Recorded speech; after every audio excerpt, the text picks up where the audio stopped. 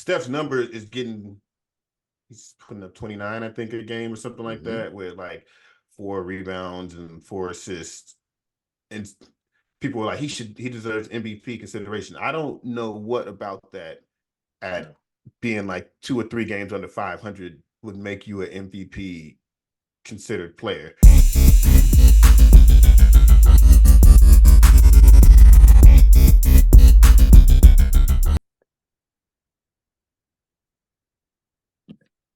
Hey, what's up, everybody?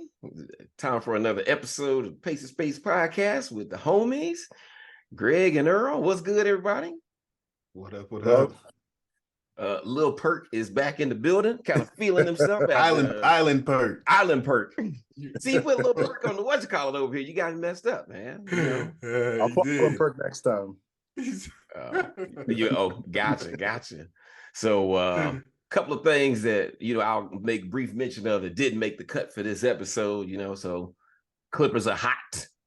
The Spurs and Pistons and Wizards are still not. The Jordan Poole fall, hilarious. Ja is back and went off. Crazy. You couldn't write a bit more of a storybook ending to that first game. He played really well. So none of those things actually made the cut. What we are going to talk about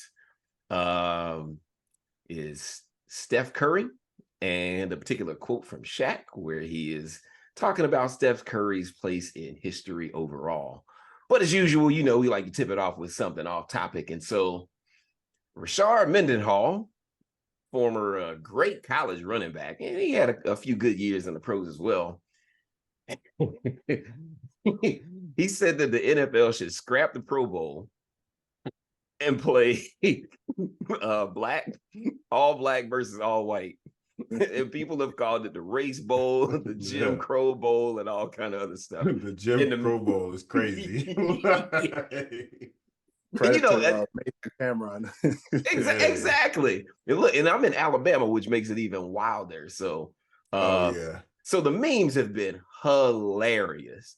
So now I feel obligated to get your take on two things. One, if we're doing the racial draft, who's taking Pat Mahomes?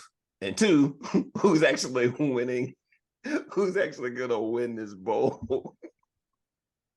Who would start with you, Earl? Well, I saw some stuff about the Pat Mahomes part, and people are already saying they were arguing about who should get him. So at this point, everybody's come to an agreement that he doesn't play on any team because he's half white, half black. So either he's going to play the first half of one team and the other half of the other team, or he's not going to play at all. So he's been scrapped from it. And then you got your Islanders and the Asians, and Asian Pacific Islanders that kind of group together. Black. Depending. So I heard one group of people saying that, do they use the word? And if they do, then if they don't black. Look.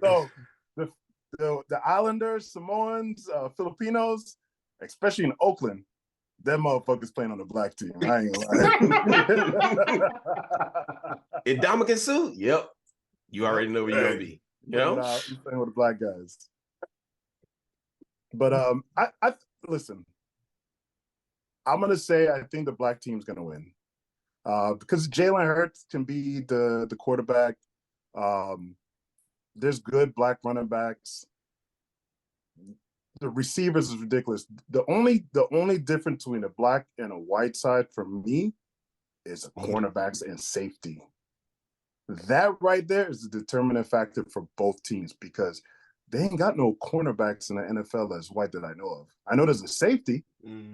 Harrison Smith from the Vikings has been really good. He was a beast at Notre Dame. Yeah. So even now, in the NFL, all of that translated. So, he has been a monster. He hits too. Yeah, but it's not a lot of them. So what they got is what they got. And who's going to guard Tyreek Hill?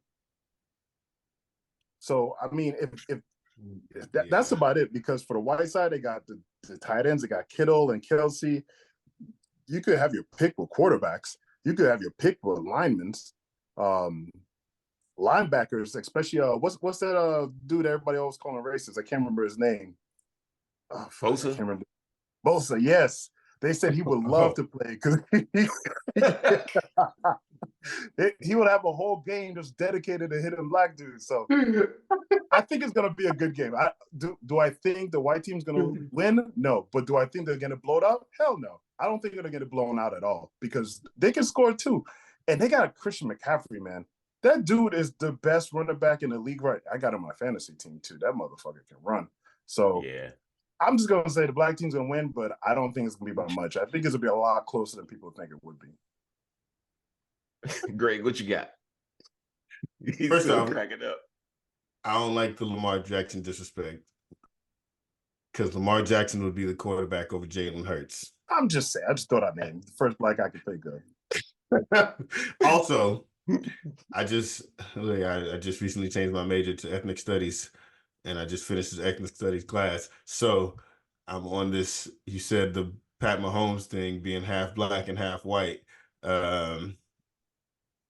If from what I remember, if you got any black in you, you're black. So Pat Mahomes, go ahead and put that black jersey on. The one drop rule. It's a real thing. The one drop rule. Hey. I heard somebody on another podcast say, nah, fuck that. We getting Pat Mahomes. We going by the 1940s rules. One drop. Yep. Oh my gosh. I just don't see a way realistically. I mean, that the white team. I mean, I'm not, like you said, I wouldn't say that they wouldn't be competitive, but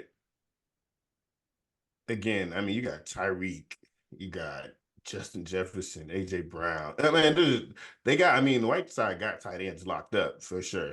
Like, I can't think of a black tight end right now to save my life, but or a kicker. We ain't kicking nothing. On the kickoffs, we throwing it down like old school backyard football. You throw it down. All right, man. Throw it off. Throw it off. Exactly. There was that one dude, the kicker got hurt. And Marquise King, who was look, he was like the and one mixtape punter guy. Was hilarious. A really funny dude, but was it Marquise or Marquette King? But King was his last name. I mean, he would absolutely nail it when he kicked the ball too. So, Pro Bowl punter, he got one. He also, fun fact, they mentioned, or he says that he kind of got blackballed and kind of ostracized by the league because of his personality. It was nothing to do with what he was doing on the field, or kind of detrimental to a team. But he's like, why can't I get another job when I can average 45 yards net with punting?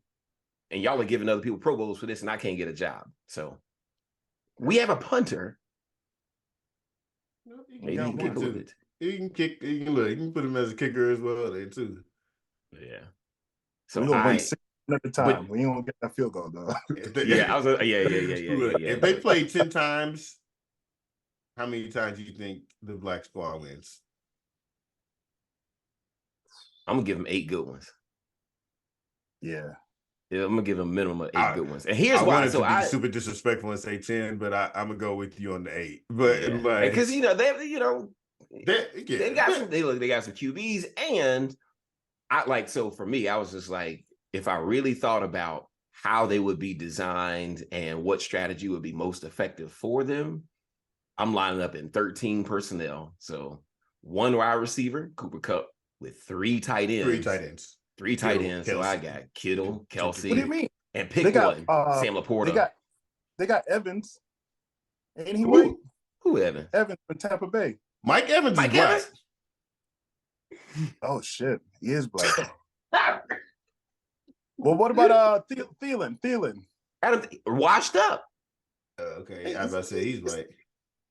Maybe 2 years ago, I would use Thielen, but now, he's still putting up stats in fantasy right now. Yeah, I would probably use those tight ends because I've got Christian McCaffrey behind me.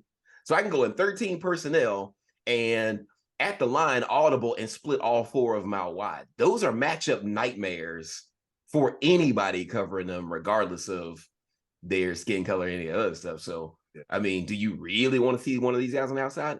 I just think that you can do so much out of that type of formation. And oh, by the way, you kind of have a precedent for exactly how effective that would be with the late 2000s Patriots with Gronkowski and Aaron Hernandez.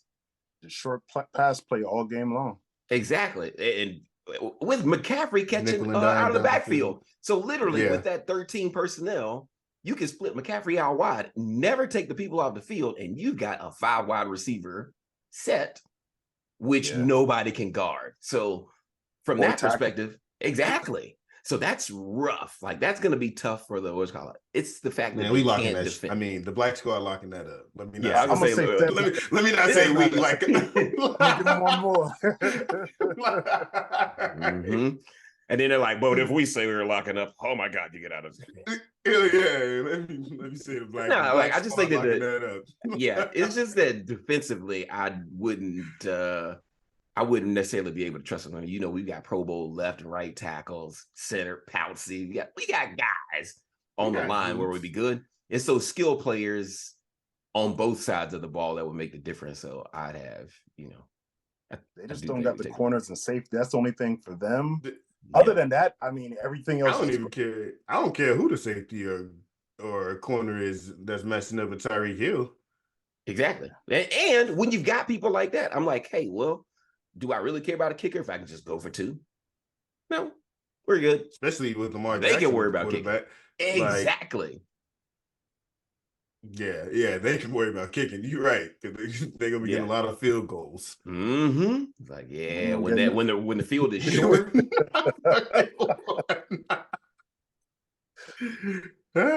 Super wild, man. Score 3 at a time. We score 6 at a time. Exactly. So we good. That's that part. Hilarious. What you call it though, man? The memes have been great. One of them showed somebody put like the Undertaker or whatever sitting up out of they talking about this Jason Sehorn coming out of retirement to play cornerback for the white squad.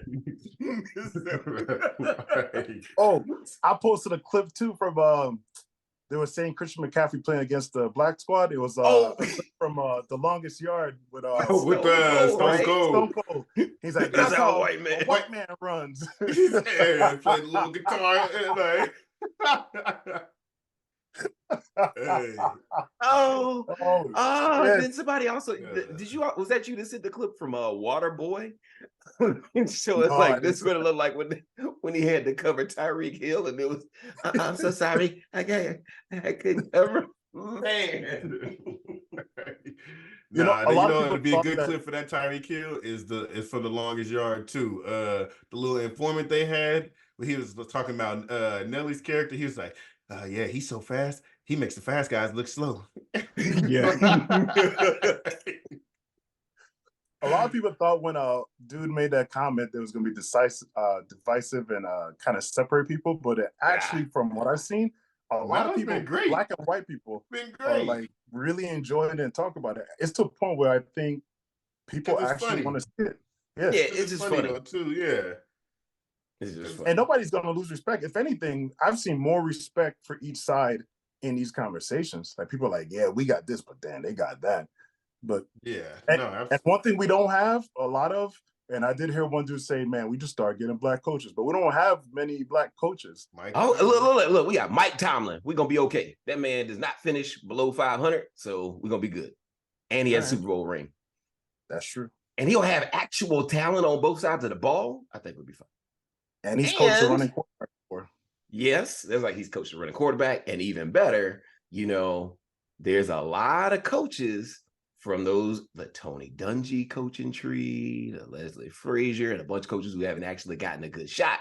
And if we really wanted an offensive mind, Mike McDaniels from Airbnb and Mike McDaniels from the Dolphins is a minority as well. So we use the them. Dolphins are We're going to use him. Is he Hispanic? Yep, he's Hispanic. Oh yeah, he's ours. Yeah. Dear Dave Chappelle, bring back one more episode, bro. We need one more. Hey. Hold on one goddamn minute, Rondell. Oh man. All right, so that's great. A little lighthearted before we get serious. Yeah. Because this one apparently has some people up in arms and for many reasons. And so hell yeah. So Shaq on a recent episode of Put himself on Shaq and the Fool for this. Yeah, that's, it's debatable. There's some people who are going to defend what he said.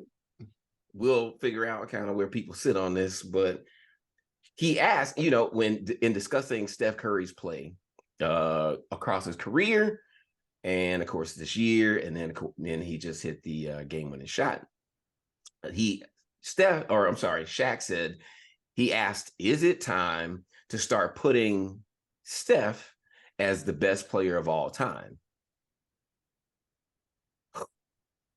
That's a lot. That's a lot to say. A lot to digest. However, Kenny Smith immediately responded and said, "Hey, if we're doing this thing, are you actually putting Steph above you?" Shaq replied, "Yes, I am. Steph is way better than me. I played for 20 years and I watched for 20 years before that, and I've never seen anybody like him. He has championships." And he goes on to say, "I'm just saying it might be time to put Steph in the conversation as the GOAT." So, a lot to unpack there, a lot of feelings and emotions to go into this, a lot of polarizing debates. I don't think there's still some debates about whether or not greatest shooter. I know he's hit the most threes, so we'll talk about a little bit about that as well. But we'll start with your initial thoughts on these comments. We'll go to you, Earl. Where do you sit regarding Shaq's comments?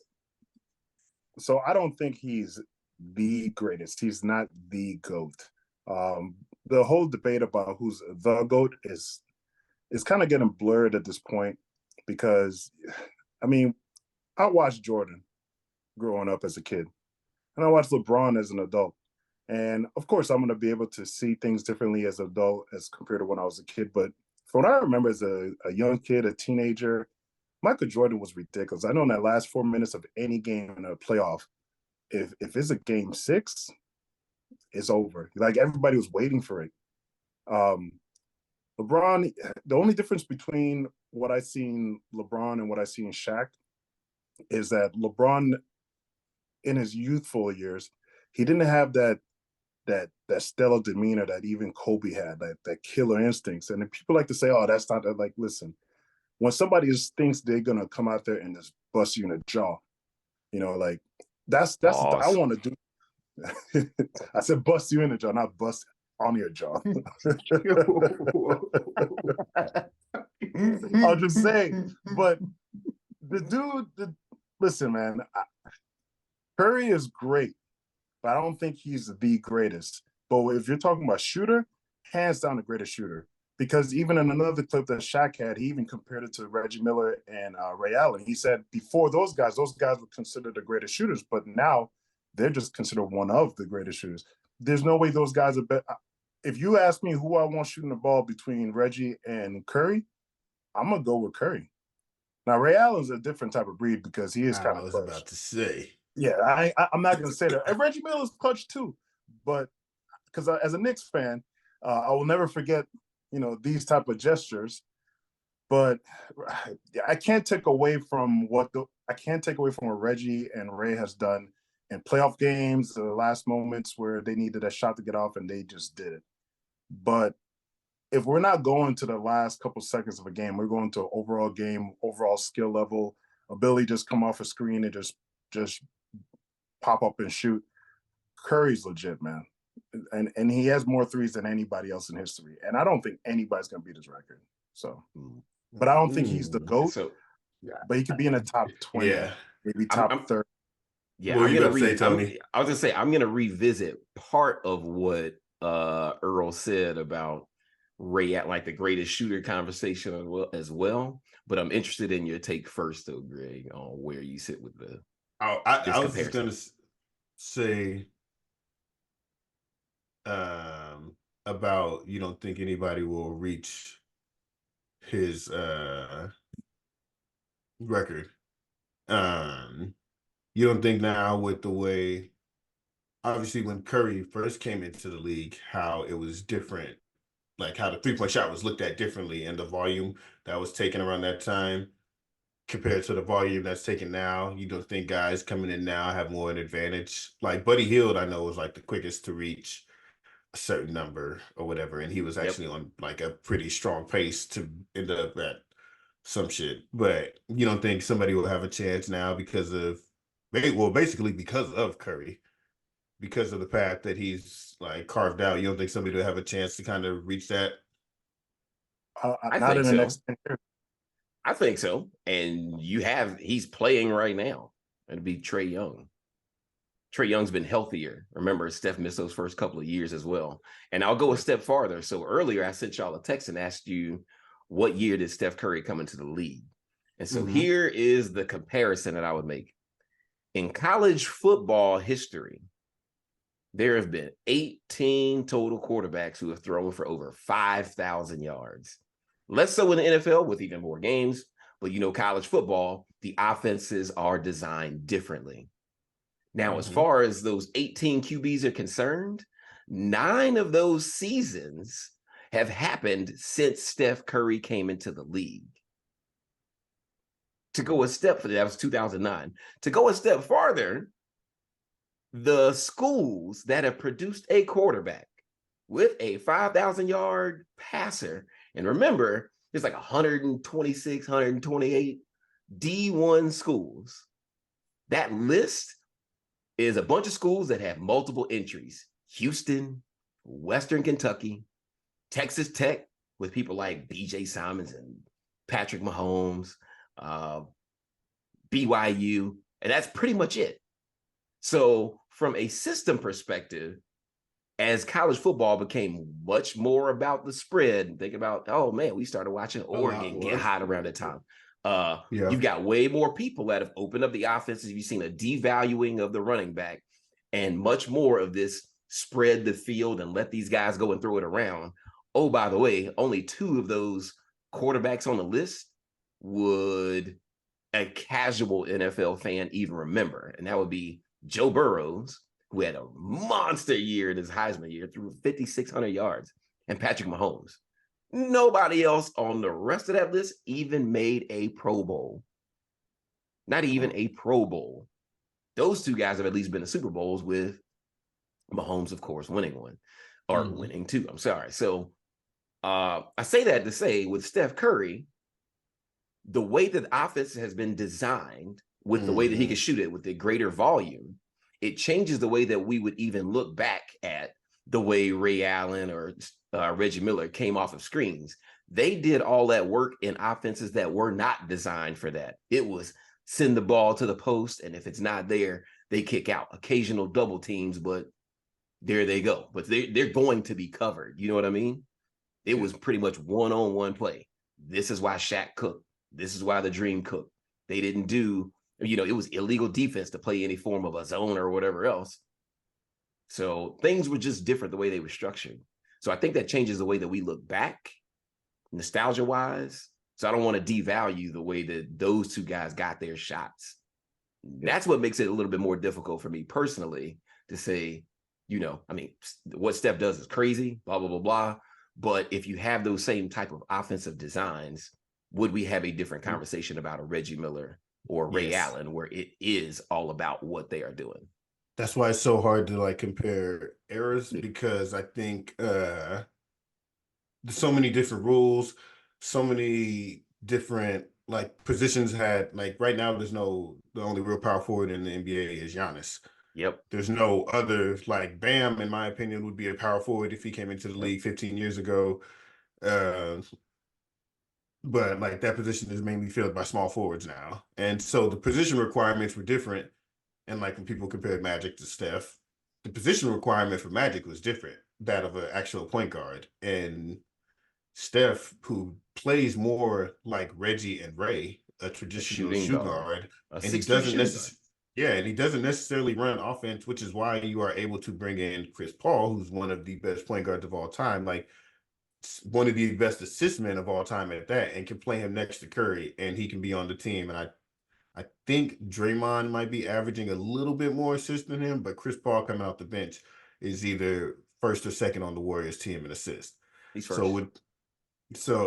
And I think it's just the era thing is so weird, but and record wise, I think there's only 2 records that will be unbreakable, and it's John Stockton's assist, because people don't pass the ball like that nowadays, because point guards ain't passing the ball, and the steals. I think the steals and John Stockton's steals record. Oh, for like the long, for a whole career, those 2. I think John Stockton's steals and assist. AC Green. Who? His consecutive game streak. You're right. Yeah. AC Green's consecutive game streak. Man, it's like 900 something games. Absolutely. Oh yeah. Consecutive game streak will never be past the game either. Load management won't allow that.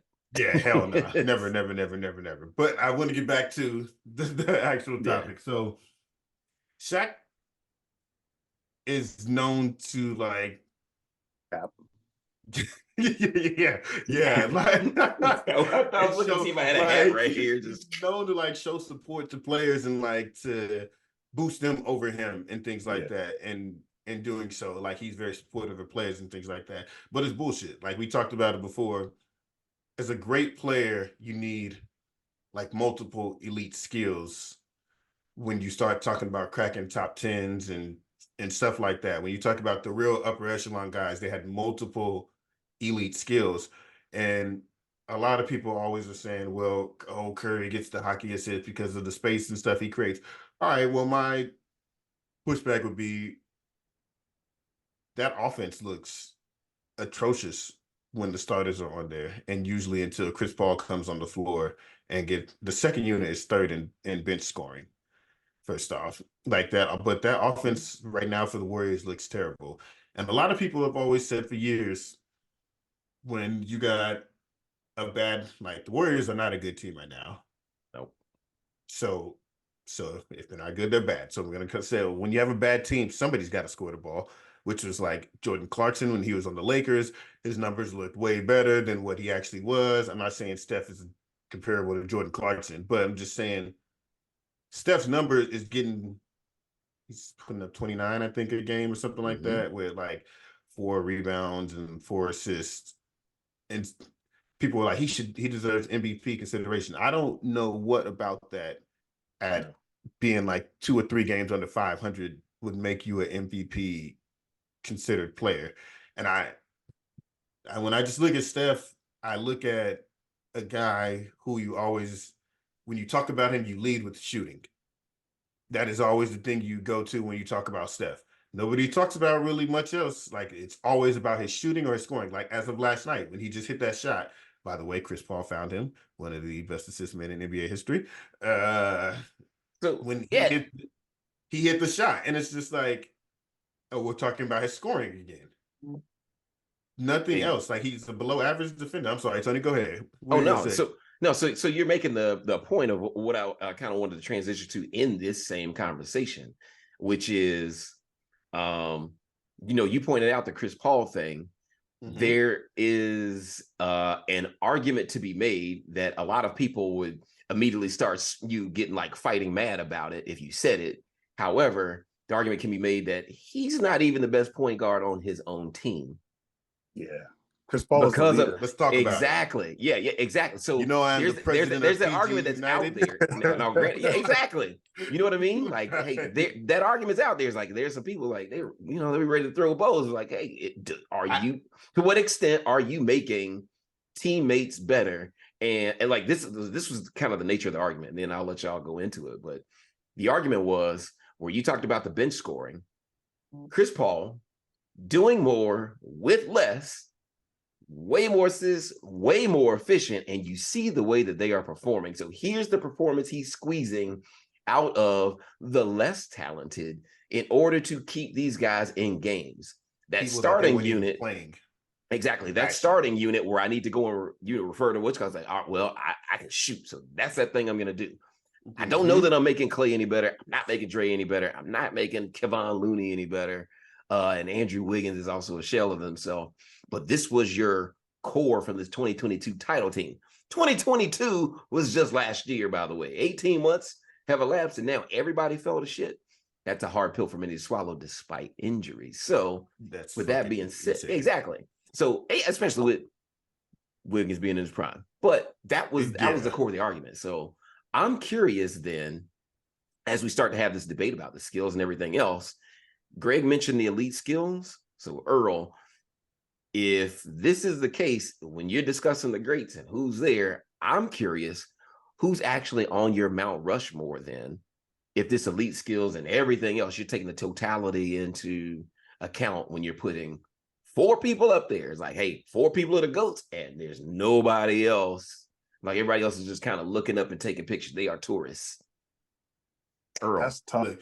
Or you're Mount Rushmore. Because remember, everybody wants to talk about these conversations and blah, blah, blah. It's like, I don't care what position you put them at.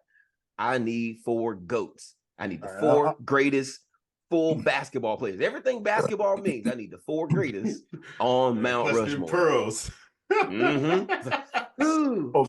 I give that, I want to give props to Chris Paul, because at the end of the game, he was telling Kuminga and all those guys to get what position to be in and to play defense to get that ball stopped. So that's why I said leader on the court. He's the leader, just like Kobe was. That's why the floor general badge is in 2K, because of Chris Paul. I'm gonna load up after we get off, because I need to see if Steph got it. If Steph got it, I'm gonna be pissed the fuck off. But you said it. I always say, if something changes, if a rule changes the game, or if they have to adjust a video game for you, you got to be considered something great. Maybe not in the GOAT conversation, but you're something great. You're a game changer. Like, and there's only a few of those. But before you go, I do have a quick question. Because we were talking about Curry, point guard stuff, and like positions and stuff like that. Because people are going to hear we're saying, what people are going to hear, we're saying Curry's not even the best point guard on his team, and they're going to be like, my God, he's the second best point guard or first best, whatever. But when you like, positions have definitions, and by definition, if you look at the shooting guard definition, well, not now, Curry's a shooting guard because it's weird. But if you look at shooting guard definition, 15 years ago, you would slide Curry. Curry would literally fit right into that definition. Yeah. Would you guys agree with that? He's a small shooting guard. Yep. Yeah. Shooting guards have gotten bigger is literally the only thing that has changed, which is why we tried to redefine it. But, we have a good way of redefining definitions across history. I mean, we literally just talked about the 1 drop rule a little while ago. Yeah. We would like, this is what... Yeah, matter of fact, I'll go a step farther. In religion, the Pope just said, "Hey, you know what? Bishops and everything else, you can come out and bless." Posted that. Yep, exactly. You can now do the same-sex marriage thing or whatever. We changed definitions to fit. They didn't say marriage all the time. Just you can bless. You can bless the couples. That's it. Yep. And do marriages, He's like, I ain't jumping off the deep end yet, but exactly. He's like, hey, but we gotta put my hand on y'all and say some good things. But they've been doing that for a long time, especially little boys.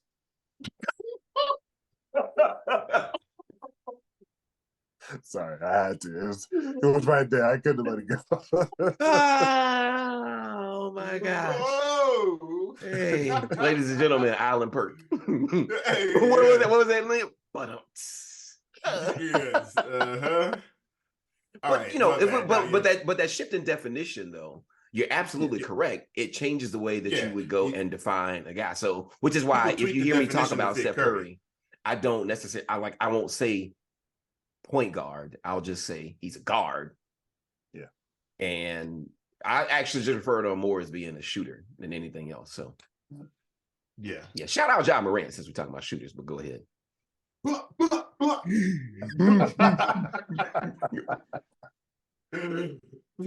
back to your Earl. But so your Mount Rushmore, Earl. Who are you putting up there? So I'm trying to figure out if Steph's not on it, then we can't have them in this GOAT debate. This is kind of what I'm getting at. So but if you listen to Shaq's quote, he tried to say, but Kenny Smith kept cutting him off, but he said in the discussion. Like he kept trying to interject that part that Steph should be in the discussion. I don't think Shaq wouldn't even put him over because Ernie looked at him and was like, "You putting him over Mike?" He's like, "You putting him over Michael?" And he was like, I'm not saying that, but should he be in those discussions like barbershop? So Shaq wouldn't even really go out on a limb and say where he thought he should be.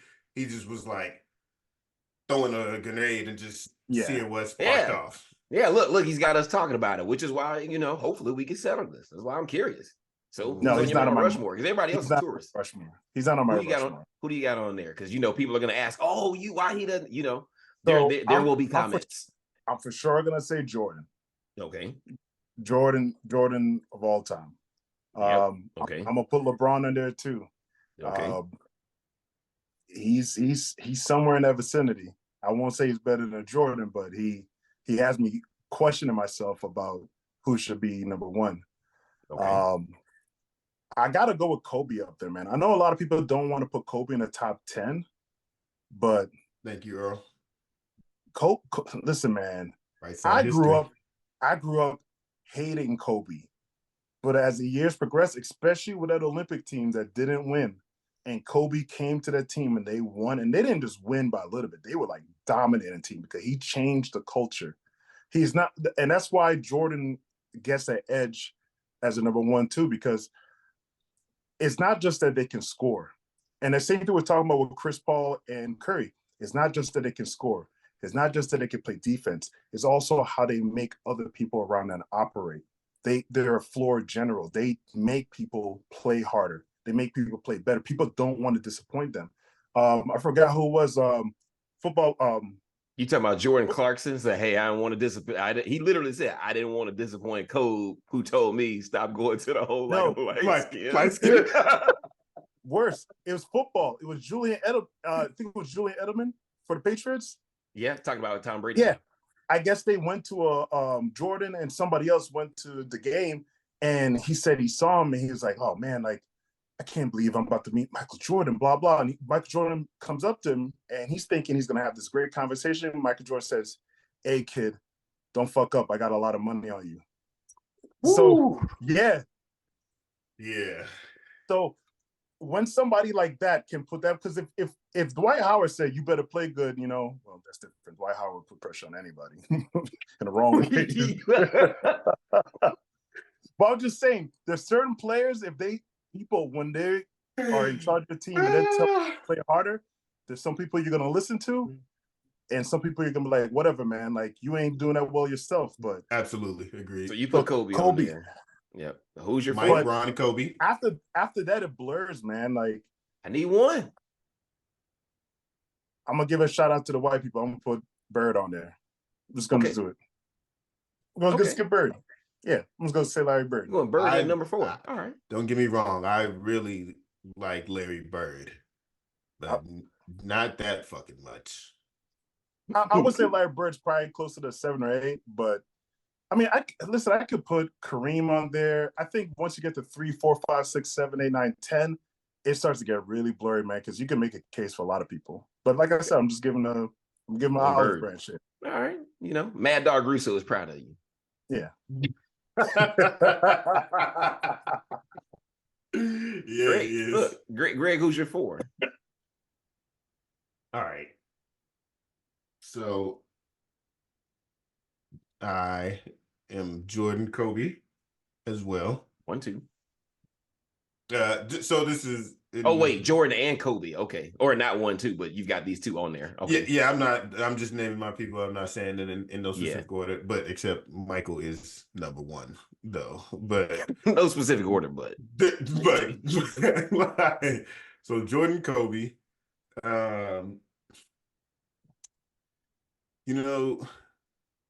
See, the one that always gets me is the 2 people who I feel like have the case for best careers. Like when you look at totality of like accolade stats and all this shit collected, is Kareem and LeBron. Oh, I thought you were gonna say Bill Russell. Those are your 4. No, he don't have the stats. No, those are not my 4. But excuse me, Magic is on there. Oh, so you got Kobe, Jordan, Magic, and then Yeah, your face. Look at that face. So you're saying no LeBron? LeBron's not in your top 5. LeBron is not on your Mount Rushmore. Is that what you're saying? That is not what I said. I'm just saying the one. I didn't hear that name. I heard you talk about Kareem and Wilt. You talk about everybody. Kareem. No, I'm talking about Kareem and LeBron. Kareem and LeBron. Oh, Kareem and LeBron. Okay. That I always look at as having the best like careers when you look at it, because when you look at careers, people look at totalities like total stats and total career points, total this, total that. So that's when I'm just like, okay, if you look deep enough, Kareem's is up there. Okay, so whose face are you carving in then? So you said Magic. I did say Magic. So you saying MJ, Kobe, Magic. Okay, so you saying MJ, Kobe, Magic, Kareem or LeBron? Whose face is going up there then? See, I'm glad what I did, because I gave white people a shadow right there. So I topped out easily. Nobody's gonna like my pick, but they'll respect it. Like, I don't agree, but I see what he did. But yeah, who's your number 4? I will put. Ooh. Come on, man! I gotta carve these faces. You know what I'm saying? We running behind on Snapchat. Look. You're right. Okay, you know what? I can tell. You know what? I can tell you work for the U.S. government right now, because they will drag some shit out. We don't never get nothing built. God damn, we gotta wait for fallout money. I gotta spend this money on some chairs because we couldn't get our plans together. I know all about it, but so Greg coming out with his answer when GTA 6 come out. Look, I'm going with LeBron, but reason why is because I feel like it's hard to judge bigs on the scale that you judge guards on, because of the amount of time that they can have the ball. Like we judge Anthony Davis. I feel like people who play with LeBron get judged harsher anyways, but we judge Anthony Davis harshly, even though when you watch the game, you're like, damn, they ain't even giving him the ball. And it's like bigs can't give themselves the ball, so they're depending on their guard to give it to him. But I feel like Kareem has a case as GOAT as well, though. And I understand when people say Kareem, but personal preference would be Mike, Kobe, Magic. I'm a point guard person, so I'm always looking at Magic, and then LeBron. Those would be the 4 that I would carve in stone. So nobody's saying Steph is the thing. Fuck no. Because we talk about Steph. Exactly. It's like, hey, so when he started, look, nobody even remotely. Hold on now, Tony. You ain't getting I need to hear your. I know. Oh, don't worry. I'm going into it. I just need to, remember, because we talk about Steph Curry, and I think it's absurd that Shaq, I even texted you. I was like, oh, he's like, oh, he's blah, blah, blah, blah. I'm like, yeah, he's being nice. He's the big exaggerator on this one. You know what I mean? With all his nicknames. This is dumb. Like, there's no way he is GOAT material. GOAT. If you had it's different if you say like Bill Simmons with his, hey, my test is there's an alien race and we've got to put 5 people together. I need the 5 best basketball players of all time from their prime to blah, blah, blah, blah. And you're assembling a team. When you're building teams, for fit, exactly. It's different. I would never play a Magic and LeBron on the same team. Exactly. I don't need both. I would definitely take LeBron for that. On there. I wouldn't say that. For fit, I wouldn't possibly look at Curry, but Magic and LeBron, I just wouldn't want to put Magic and LeBron on the team together because they both need similarities. Like, just certain things. Yeah. So, but that's part of the thing. It's like, all right, if I'm just carving 4 faces up there, he's not even remotely close. He is maybe a row or 2 back with the tourists with the camera looking up. I would tell you, so if I'm like exactly with the, hey, he's like, look at me back here doing cool things. All right, that's cute. You don't belong on this. You don't go up here, bro. What's your 4? Oh, this is easy. This is easy. I think y'all have lost your mind, but at least y'all touched on. He's not gonna say Kobe. He's gonna say hell no. I can say who Tony's gonna say. He's gonna say Bron, Mike, Kareem, Bill Russell. No. Okay. Can't go Bill Russell. I know all the stuff he did. Bill's not my guy. Bill's not my guy. Magic on the other hand. That many teams. Huh? What'd you say? They didn't have as many teams, and when you look at the Celtics at that time period, they were stacked. Oh yeah, they were absolutely loaded, which is why I go Magic. So here's the thing. So here's and this Wait, is Magic's in your 4? Yeah, hell yeah, Magic's on my what's called it. Absolutely. Magic is my like people be like, man, y'all sleeping on this. Like I watched this man lucky that fool got incredibly. Yes. Exactly. Yeah, exactly. I was like, I don't think those words have been uttered about, you talk about transcendent people. Has that ever been said about anybody else on planet Earth? Y'all lucky that dude got it. Have we said that about anybody? You know what I mean? But that's why I don't put him on mine, because I feel like he was short in years. He played what? 13 and he was in the finals like 11 years. Exactly. 11 out of 13 years. Or excuse me, maybe not 11. It might have been like 9. 9. Yes, but 9 years in the finals, right? Everybody talks about bronze 4 and 6 or whatever, but he was always there. But it's like, and I'm gonna take was always there too. So that's the thing, and I think this is part of the Steph Curry argument, and the reason why I don't necessarily put this is why I wouldn't put Kobe up there either. Oh, let me. Yours is so here's Mike, Magic, Kareem, and Bron, right? Yep. Okay. So we all have Mike, Bron, and then me and you have Magic. Me and Earl have Kobe. Yep. So here's the reason why some of these other guys just cannot make the cut. If we like, hey, y'all talk about the championships and all this other stuff, I get it. And remember, basketball is a team sport. We talked a lot about point guards. It's the reason why we're kind of having this debate about Steph right now. Mm-hmm. My issue is I need them to be able to do more than that one thing that they do. If you can't go in and impact the game in all of these different ways, offense and defense, it's going to be difficult for me to go and take you seriously. Hold on, wait a minute. No. Yeah. No. Listen, yeah. So watch. Just watch. Continue. That's the starting point. Look, that's the starting point. So I'm getting the filters right. All right. Okay. So at the very top, because so Kobe still makes the cut. Now at the very top, he's a row in front of Steph taking pictures, though, right? Oh, absolutely. Yeah. Okay. Just make sure. Look, Steph is back. But you think LeBron plays better defense than Kobe? No, I didn't say any of that. But yes, because he can guard more people. So yes. Oh, that's the biggest fucking lie in NBA history. All right, go on. Who was Kobe? Look, who's Kobe guard? I'll go into that in a minute. Who was guarding LeBron? Exactly. Who was Bron guarding? No. Who couldn't LeBron guard? Y'all are asking it backward. No. Couldn't Kobe guard? Who was anybody who had the 4 or the 5? LeBron could guard 1. LeBron cannot guard 4s and 5s. I have watched David West cook him when he was with Indiana. That is the biggest lie in NBA history. However, David West was bodying that man. David West ain't bodying that man. Y'all getting excited about this man going to get 16 points a game? Good. I'm glad you brought that up. If he could guard 5s, why he ain't guard Dwight Howard when he was busting? I was about to say the same thing. Because they had a center. But he got the defense. He wasn't guarding nobody else. He had other responsibilities. There's stuff that you can't do based on your defensive scheme and personnel. I get that. I just see a clip of Kawhi saying, so let me finish. I'm guarding Giannis. But okay, exactly. Right. Yes, you're absolutely right. Right now, he can say it.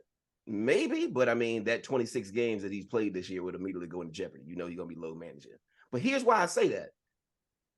At the very top, not only do I need you to have more than one of those elite skills and do so well on a big stage, I also will turn to those finals appearances that you've made and ask, how often were you the best player on the floor? You don't always get MVP, even though you're the best player. And there have been several people who've made finals appearances, and that was the case. You might not even be the number 2 best player on the floor. You know what I mean? If you can't, like every time LeBron has shown up, maybe except the year he's 22 years old with the Cavs, Tim Duncan, best player on the floor. Number 2, I might give that to Tony Parker, to be honest. Hell no. Every other year after that, you go back and look at them 2006 fight. There's a reason they got swept. He showed up, and that's why we got all those jokes. Every other year, the Spurs you are getting good. Yeah, but how often was that guy that you said was the GOAT in the moment that mattered most, the number 1 or number 2 best player on the floor, regardless of whether or not that team let him down? And oh, by the way, across those dynasty years of the Warriors, from 2010 to 2018 and even to 2020, because LeBron was injured in 19. 2010, second best player on the floor, but did not show up in the fourth quarter. That's unfortunate. 11. Wait. 12, You talking about when Brown was with the Heat first year? And he's the second best player on the floor behind against Dirk. Dallas. Yes, he's the second best player on the floor, but did not do enough in the fourth quarter of those games. They lose by production, or because Dwayne Wade was the best player on the Miami Heat. Man, ain't no way. There's a reason why he gave up. There's a reason why he gave up that control of the team. I'm not saying he was actually better than him at the time, but I think LeBron was a better player. But I think production in that series, Dwayne Wade was the Heat's better player. You had to look at that again. And after what? And again, absolutely not. Hell no.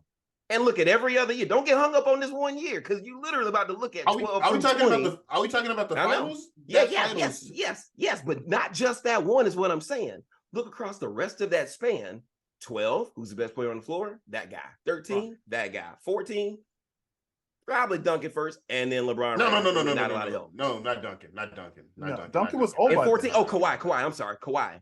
About to say Kawhi, LeBron, Kawhi and wasn't then everybody else. He just played good defense. I'm glad you said that because 2015, when your Steph guy comes out, which is the reason why we're having this conversation, was Steph the number one best player when he started to make these finals appearances? Was he the best player on the floor? Was Steph? No. Was he the number two best? No.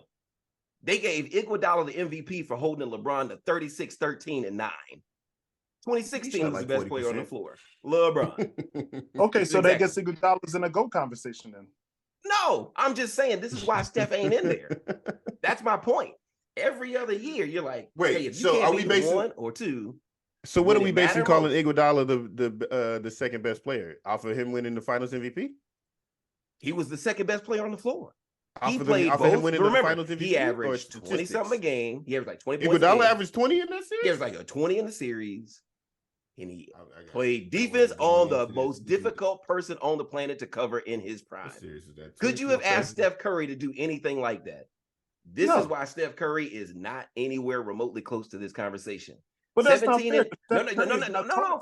Fuck fair. There's only room for four faces. 2017 and 18. Who were the best two players on the floor? Iguodala averaged 16, 6, and 4. Steph averaged 26, 5, and 6. On what, 41% shooting and nothing impactful? 44% shooting, and Iguodala was 52% shooting. And so inefficient. How many shots a game is he taking? How many wasted possessions we got? What are these exactly? You see your face? You know exactly what I'm talking about. Because I'm scrolling and it ain't got that information right there. But but it's there. So, but that's the thing. Again, but you know as well as I do, who was Steph going to guard?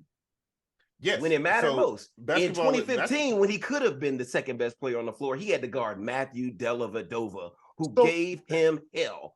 So that's why I think context matters in sports, though, for sure. Yes. Because when you look at that 2015 finals, he let Dellavedova give him shit.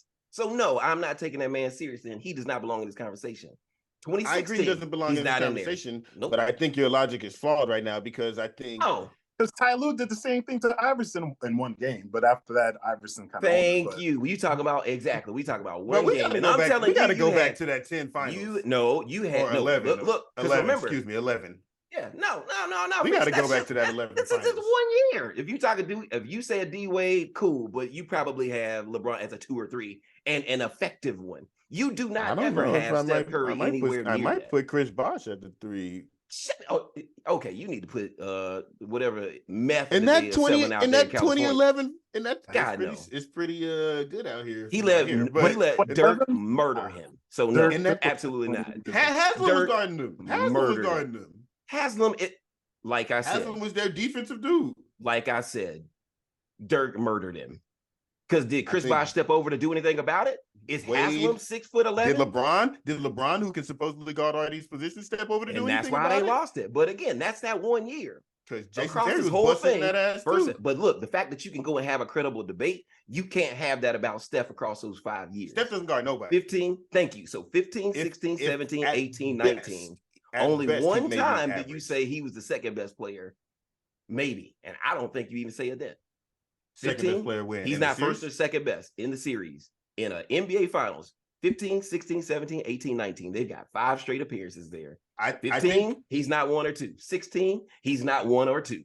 15, 17, he's wait. Let's go back. Let's go by the numbers. So 15, you said he's 3. 15, 16, 15, he's 3. 16, 16, he's not 1 or 2. It is so, LeBron, Kyrie.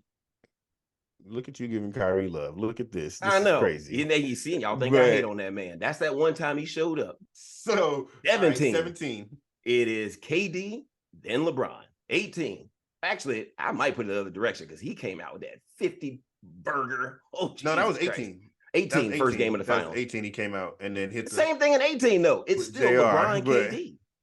LeBron, KD, LeBron. Put them in any order you want. KD got both of the finals MVP. No. Don't get me wrong. I don't disagree with 17 and 18. I do. And I do then think 19 comes around. KD. Who's the best player on the floor? 2019. Kawhi Leonard. Kawhi. Who's second best? Klay Thompson. Thank you.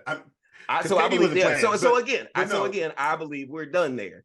Klay Thompson was the second best player in the series. I'm not gonna lie. No, Klay did get hurt. Klay got hurt in game 6. He was going. Yeah, in game 6 of the finals. He was going ham. He was going. They had lost KD, and then they lost him. KD only played like one game, 5 minutes of the first game, and he had ankle. And he was busting their it ass. was like game 2. He was going stupid, and then Toronto fans were like cheering. He was going nuts on their ass though. But and I thought they were going to win again. So again, those 5 prime years, like I do always judge him on that though, because that was a very winnable finals for them still, even without KD. If you need, I thought they still should have had a chance, because before Klay got hurt, like I thought they still should have had a chance in being able to compete in that, and I thought so too.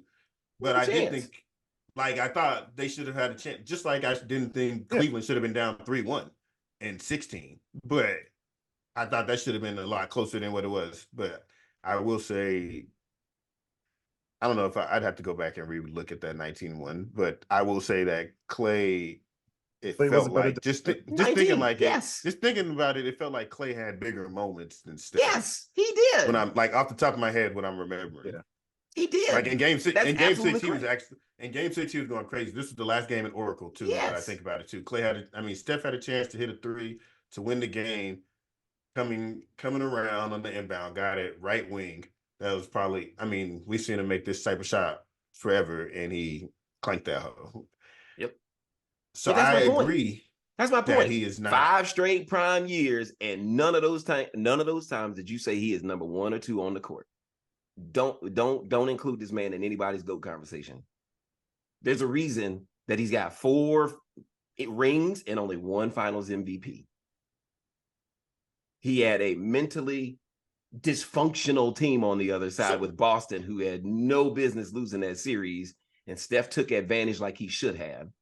One time out of all 6 of those finals appearances has he been 1 or 2. We've seen those problems with Boston, just those same problems with Boston last night. Exactly. Like, mentally dysfunctional. Same fucking problems with them last night. It's none crazy. Of those guys can't lose. You cannot lose. Yep, this is why you're not GOAT material right here.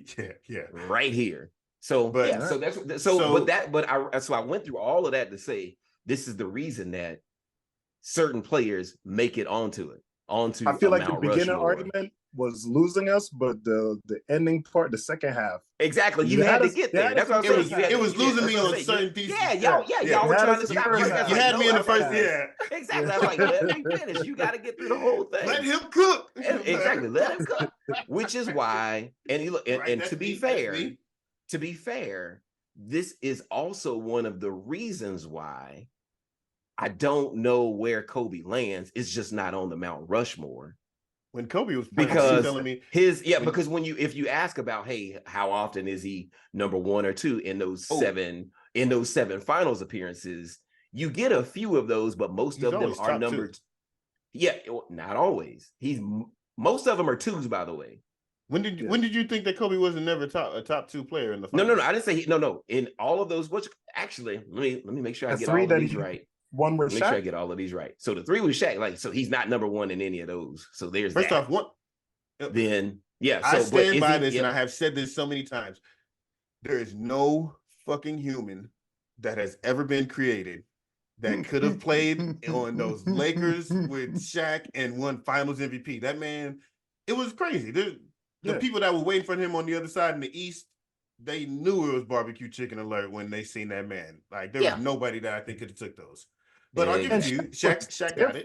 Man. Yeah, so like those three are there, put and Jordan then on a team, I'm not even sure Jordan would have won. Jordan ain't. I don't give a fuck who it is. Jordan ain't getting no Finals MVP over that Lakers three-peat Shaq. His dominance on both ends of the. Fuck no, because it's rough. Fuck no, just because of how dominant but he look is. at whose name you had to go to. That shows you exactly how dominant he was. It was crazy. It's like, hey, for all of this stuff you said about Kobe, and it's like 15. It's not even exactly 38 and 15. Like that shit is insane. Mm-hmm. Yeah, that's why I don't. Yeah, and so like you telling me 38? This dude is getting me 38 and 15, and you telling me Steph better than you? I don't want to hear that shit, Shaq. Exactly. But I'm not buying any part of that. 38-15, and you are defending. You are locking down anything coming down in this. If you look at that shit from Shaq and Shaq's stats during those championships, their stats were pretty equal. Like they were the coaches. One year, Kobe's looks bad because he got that. He fucked his ankle up early in the game. Yeah, in like the semifinal round, and it kind of bothered the rest of the. No, against Indiana. Or was it? It was when Jalen hit him when Jalen talks about it, he hit him with the little foot under. But against them, he went out like in the first quarter, so it fucked his numbers up. So people always be like, "Well, Kobe only averaged in the teens this series," and it's like, well, that's one of the years that he's not top 2 on the is the Indiana year. You don't think he was the top 2 player in that series? No.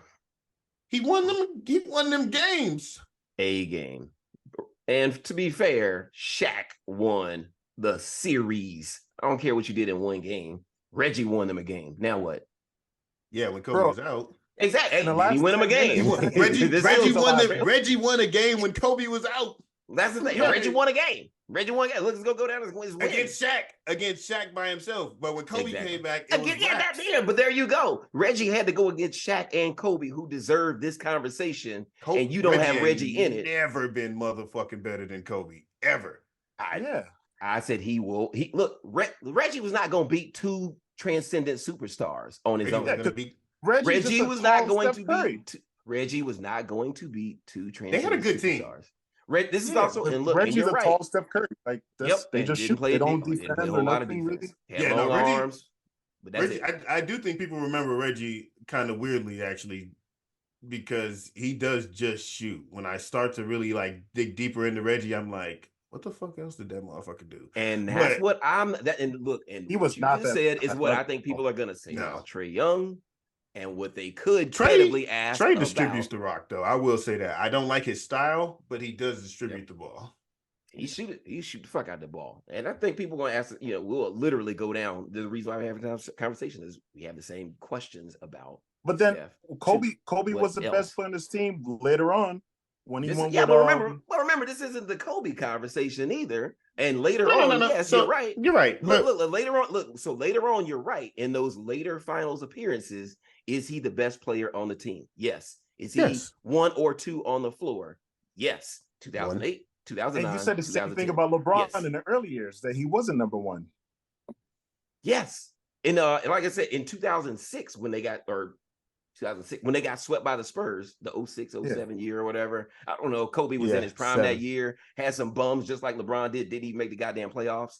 First off, all right, context. This is why context matters. I'm just saying because he was in the East. He was in the East, which is the West was a lot tougher, bro. Did he get through the playoffs to that point? That meant he had to go and beat and then when he got to and then when he played some Western Conference, and then when he played some Western Conference teams, he got his ass scraped. But I also think that y'all are remembering y'all think y'all are remembering the West teams as being stronger than what they actually were as well. Pull the numbers. He had the Mavericks he had to worry about. He had the Suns he had to worry about. And who else? Those 7 seconds or less Suns and the Spurs. Yes. But you're worried about 3 teams. Bro, you missed the playoffs. There are 15 teams in the West, and you telling me you weren't better than 7 with a transcendent superstar. This is one of those things that I say 20 games. What do you mean to do? Did he miss 20? Yeah, I'm pretty sure this is the year he missed 20 games. They weren't making the playoffs anyway. No wonder he was asking to go to the Clippers. That's what I'm saying. So again, this is why there's knocks against him, and he's nowhere close to being on. Why don't we ever have knocks? But no.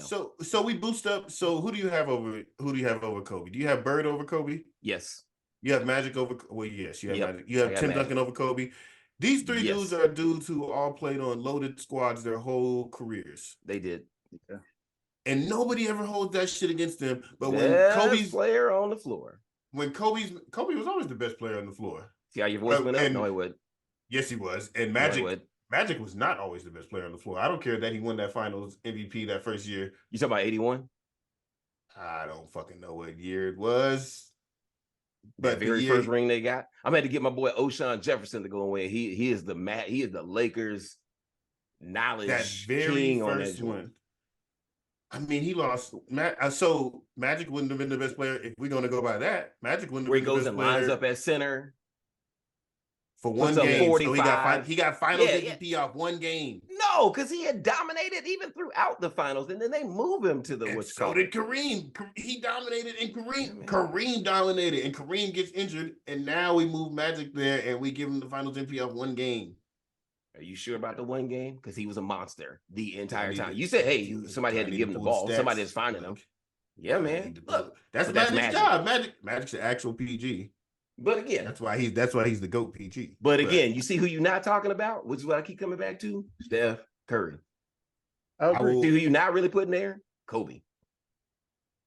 I couldn't. That's me. I can't put him there. He could be on the front row, maybe. How many elite skills does Kobe have? Let's see. Being an asshole. Being a great imitator. I don't think it was 1981. It was like 80, 81. I think it was 80. It was like 80, 81. 80. 76. Yeah. Yep. That very first, what you call it? It's like 80, 81. I just know it's that time frame right there. But yeah, Kobe's elite. Man, listen, hold on. Let me give you the numbers. Can I give you the numbers on Kareem and Magic in that series? Go for it. Kareem average. By the way, you're talking about two people on your. They're actually up there, but go ahead. Yeah, you know what's crazy though too is how Kareem and Magic don't get used against each other the way Shaq and Kobe get used against each other. It's absolutely insane. Like that's because Kareem had a whole career with 6 actual regular season MVPs as well. You know what I mean? Like his Bucks years. Are you saying like, oh, nobody can stop Wilt, and then this guy comes. He didn't win all 6 MVPs without. I mean, in the Bucks. Nope.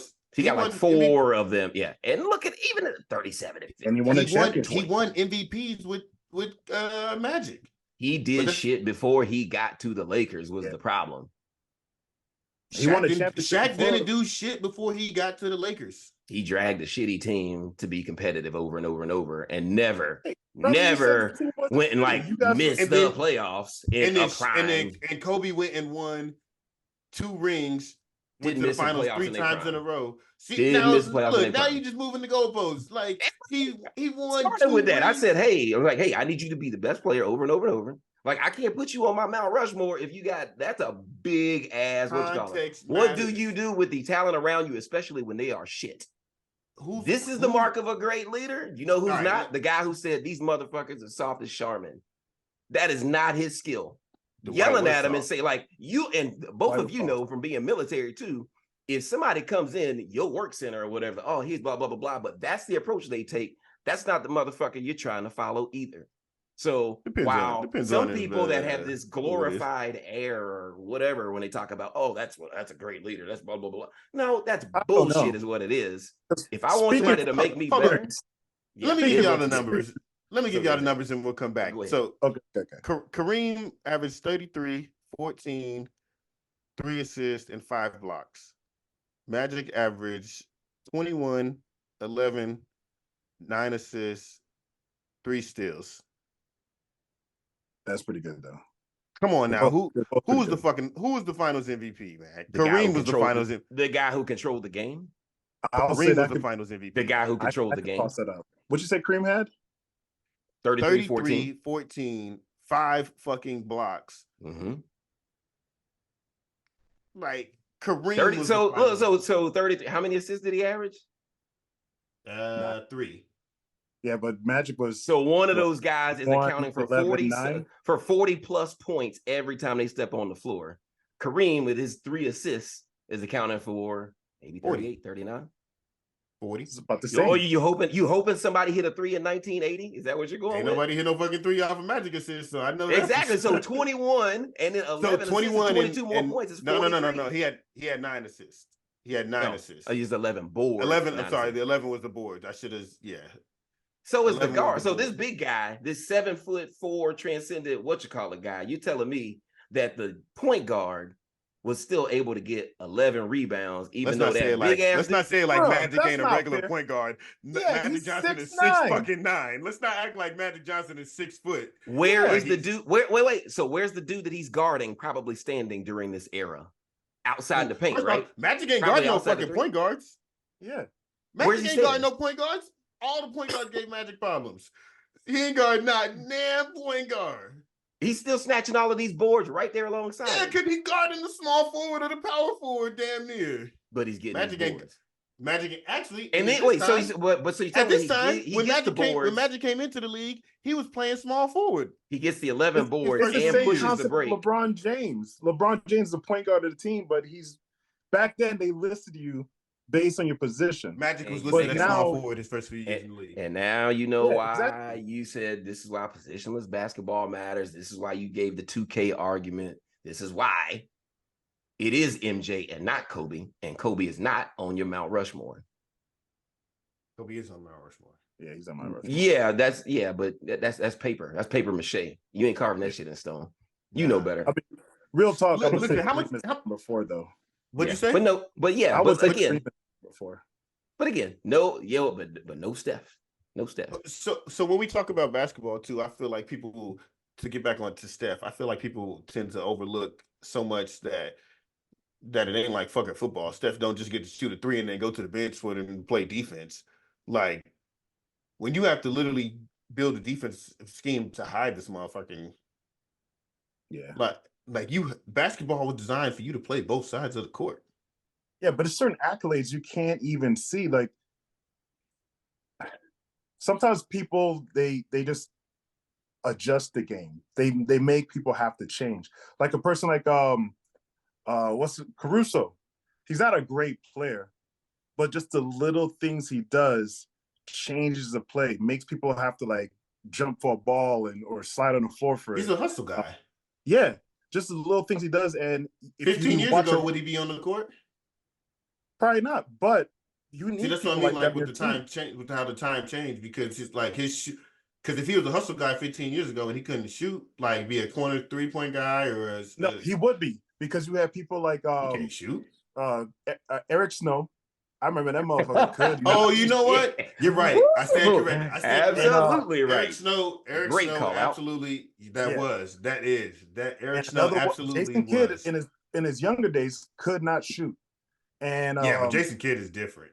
And one person I will throw him out, but he could kind of shoot. But Bruce Bowens. Bruce Bowens. Yeah, he played defense. He could not shoot unless he's dirty. That man is dirty. Hey, he played though. He hustled. He was a corner 3-point shooter. That was all he did for the Spurs. Really, was their corner 3. He was like one of the original 3-and-D guys. Yeah, he couldn't shoot free throws. Couldn't shoot mid range. Barely dunk. Yeah, he couldn't do. Corner 3, he had you. So if we're talking about Steph, where are we? I'm just saying Steph makes other teams happy. You know what? We say all of that to say, as far as, so I think we all agree Shaq's full of shit. He's not. He's not Mount Rushmore. He's not GOAT. He's not even GOAT conversation. And we have looked the length of this debate and the names we kept bringing up again. And I said that at the beginning. Yeah. Whose name are you not saying intentionally every single goddamn time? You talked about 10 other names. So even if you did your top 10, you might put him on the fringe just because of maybe shooting. And even then, I again don't have him as a top 10 player. I said from the beginning, he's probably like 20 or 30 top. So I mean, because I can make Shaq my number 4. So I can make Shaq number 2, to be honest. I feel like a lot of people have not over LeBron. I put Shaq. Yeah, I ain't gonna lie. I felt like you was wilding when you said number 2, but well, LeBron? No, for Shaq just then. No, I felt like you was wilding when you just said you can make Shaq your number 2. Not that guy. I don't know, man. I feel like we forget something. You said we forget how good he was? Like, we know how good he was, and we have like this memory, but in the moment, watching these guys on the floor, it's different, man. No, it was. I have a question for you guys, though. I was thinking about this. So when you're looking at like careers or whatever, because when Curry's done, and what's he in now, year 14, 15 or something like that. Mm-hmm.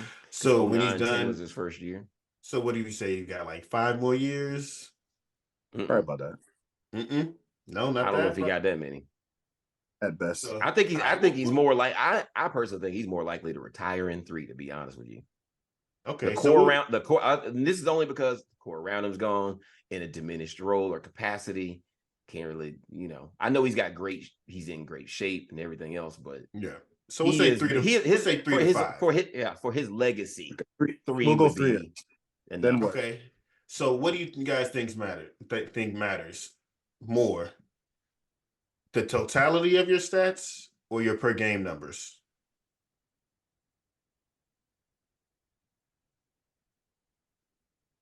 That's a tough one.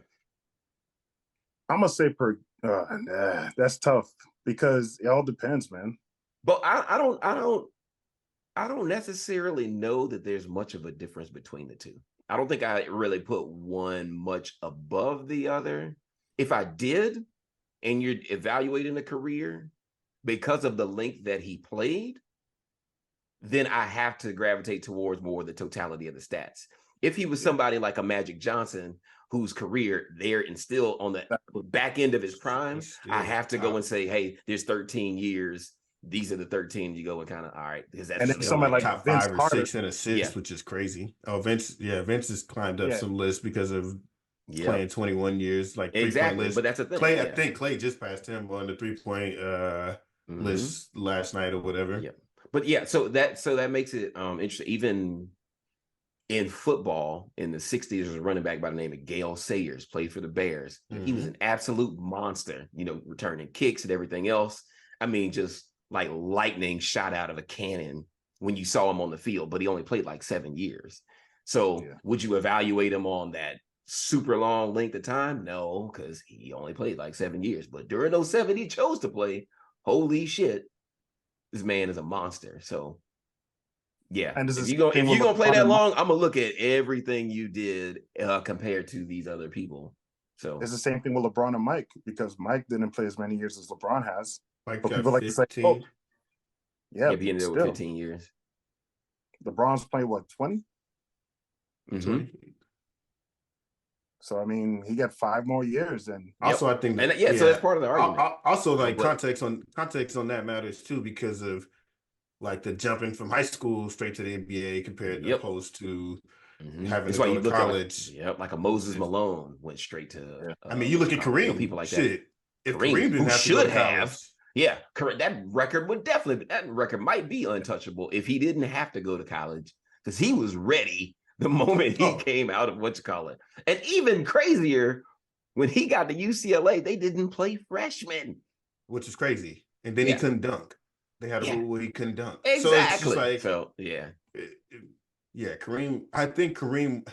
See, when you look at it, I feel like Kareem probably has the best basketball career.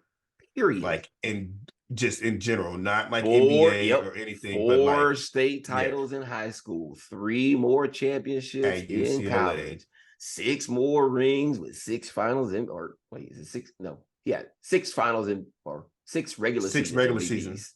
Yeah. And then I can't remember. It's like 3 or 4 finals. I can't remember if it's 3 or 4. It's like 3 or 4 that go with it. So best basketball player, like of everything, you probably looking at this guy, which is why I think it's crazy that people leave him off.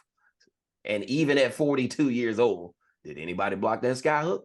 Nope. No. Couldn't do shit. I can absolutely acknowledge that. Kareem, truthfully, is probably the GOAT. The more appealing players, though, just happen to be perimeter guys. Exactly. You like the way they got their points. Yes. So because they have the ball more, and they're not just standing down there like this, and it's more appealing to watch and things like that. It's more pleasing on the eye. And I'm glad you said that, because again, I think that's why people talk about Steph in this dumbass light right now. Yeah, but that's the way. But that's the way it's appealing. We like what we like. Because we're in a league where they just shoot a bunch of 3-pointers right now, and then you look at the guy who is shooting them the best, and so it's just like, okay, he must be the best.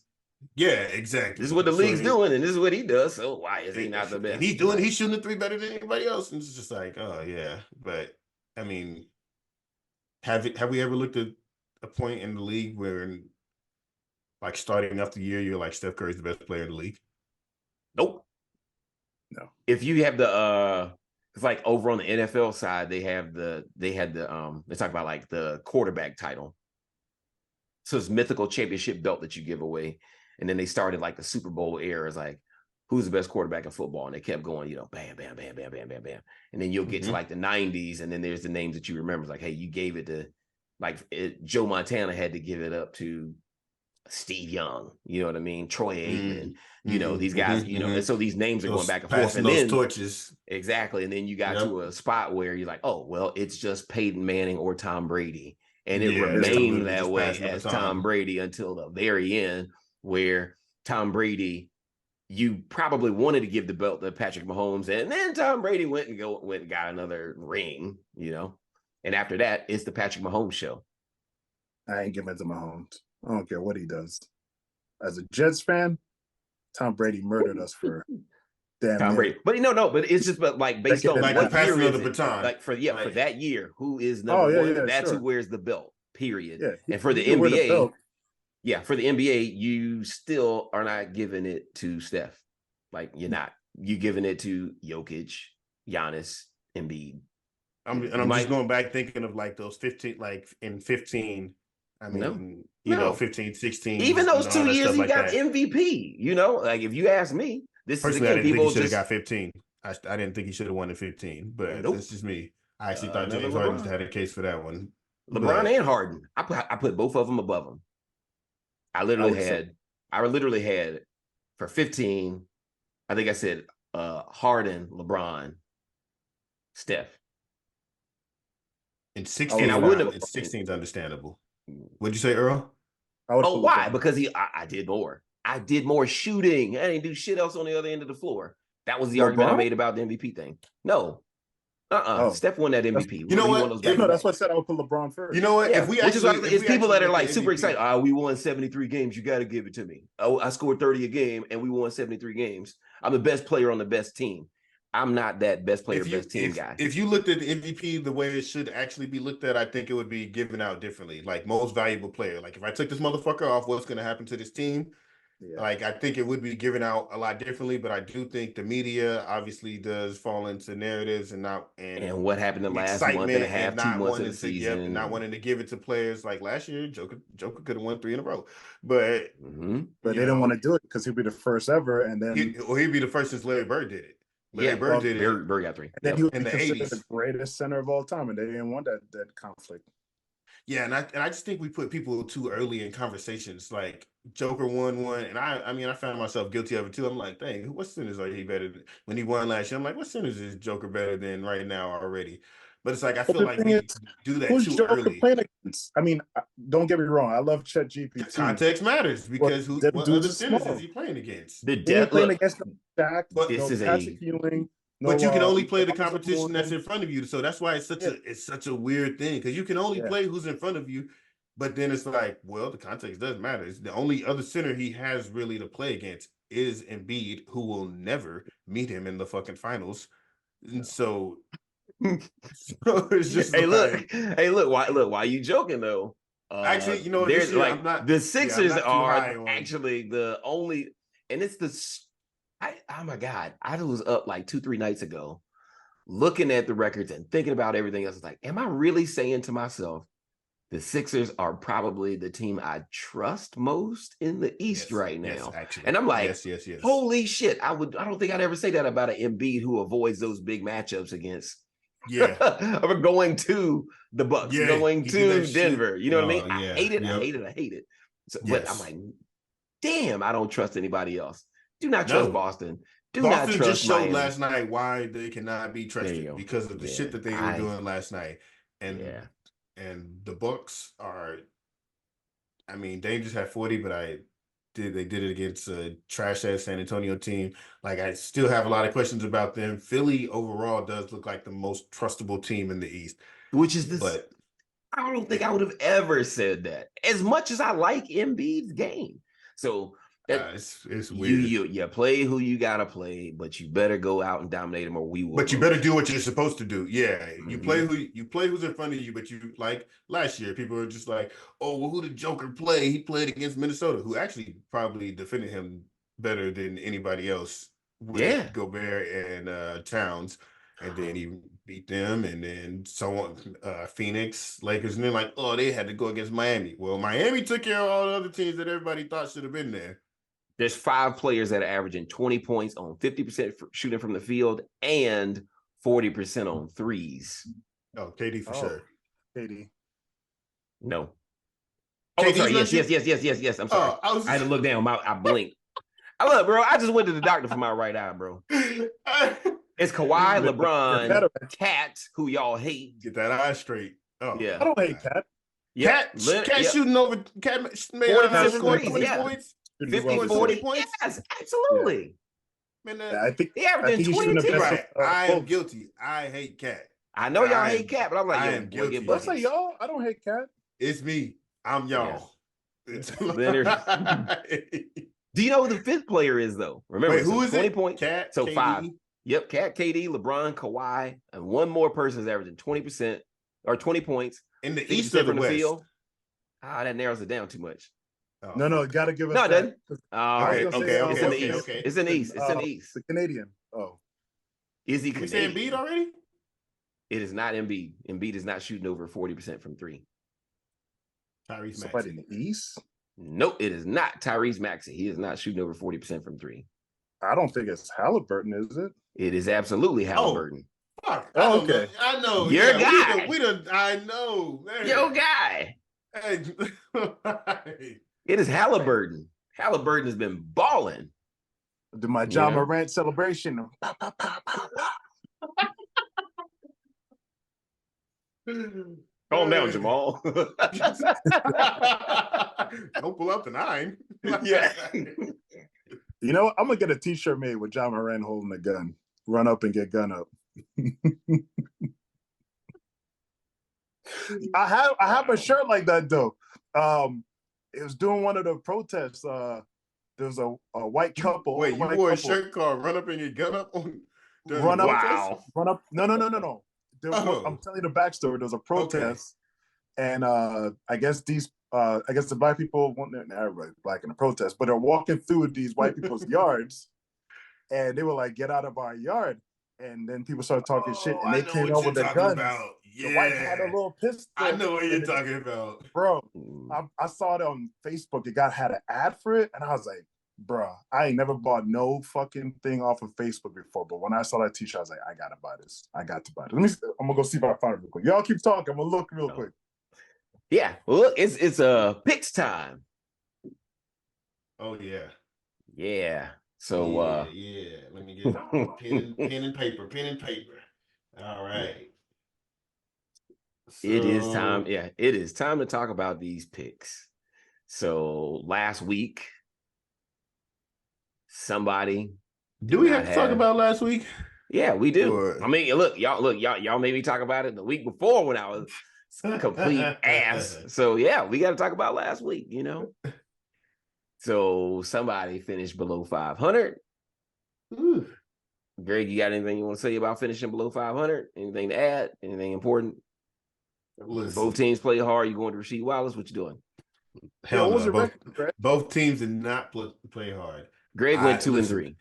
I never picked the Lakers, and I will not be fooled into this move again against a fucking good team. Okay.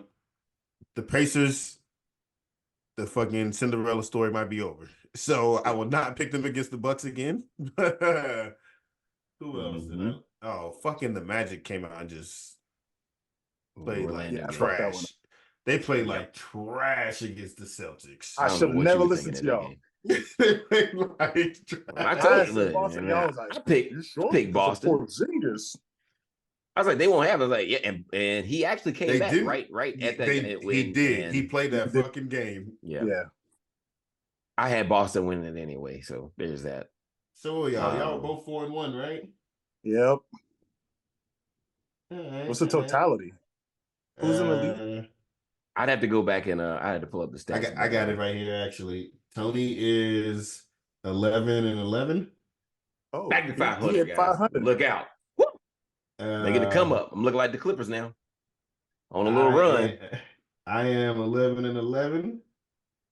Oh, really? Earl got the lead. He's 13-9. Yeah, because I was 9-8. Yep, Earl is 13-9. 13-9. John Morant. He went for it too. Why does that remind me of that Rick James? Bang bang. So for this week, rather than picking some of the other matchups that are coming up, the NBA, as they do every year, they do a great job with this. They make sure we get 5 Christmas Day games, and it's always a great slate. They've always got good teams, and this year is, I'd say 9 out of the 10 belong. And I'll let you guys guess which one of us is not like all the others. Who's on the Christmas Day slate? So let's hear it. So we can find one that should not be there. Yeah. So here are the 5 games we'll pick. Game 1, and this is in order as they appear, and watching them on League Pass or however you watch your games. Celtics at Lakers is first. You've got the Bucks at the Knicks. Yes, we're picking a New York game.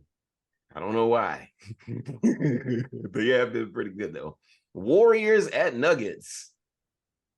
Oh, that's never mind. I'll hold my thing until so Sixers at Heat and Mavs at Suns. An argument could be made that 8 of those teams, not 9, are, and possibly only 7. So we'll see. Yeah, so like actual title contenders. So rapid fire. Yeah, man. Look, we're gonna start with Celtics Lakers. Greg, you literally just said never again will you be fooled. Celtics, and I don't like picking them either. But you've got there's 2 teams you hate, and Boston's going to LA under the lights. Tatum did just sprain his ankle, but oh god! And the Warriors did beat him. Celtics. I don't care. I just said I wasn't taking the Lakers against a good team. Celtics. Give me the Celtics. You're taking the Celtics. I have no real reason besides what I just said 5 minutes ago. Celtics. Earl? I'm going to go with the Lakers. I know it sounds crazy. Yes, it does. But being that the Warriors just beat the Celtics? I think it's going to fuck around and play. Yeah, but I don't know how good Tatum's ankle is either. So I'm going to wait. I'm going to see. But I'm going to go with Lakers.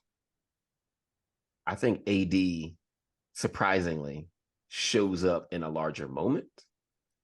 Fresh off of being under the lights and playing well in that championship game against the Pacers. He still played well, I'll say, actually, too. Yep. He did play well. He's continued, yeah. And so fresh off of that, got a little bit of confidence when everybody is watching and they are the opening game. Give me the Lakers. LeBron's going to do his thing, be efficient, control the game. Give me the Lakers as well. And he likes showmanship. Opening games, huh? Exactly. You know what? This is stuff he built Christmas thing? Yeah, LeBron.